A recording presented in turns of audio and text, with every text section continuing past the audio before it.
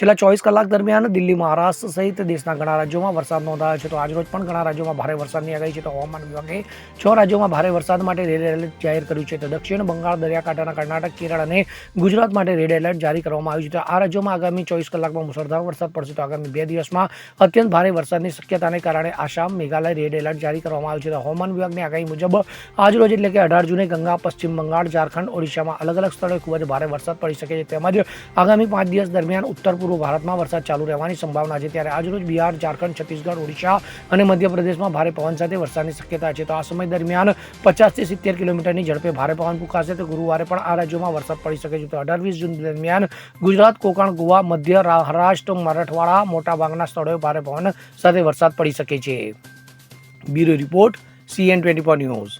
હવે જુઓ દેશ દુનિયાની તમામ ખબરો તમારી આંગળીના ટેરવે.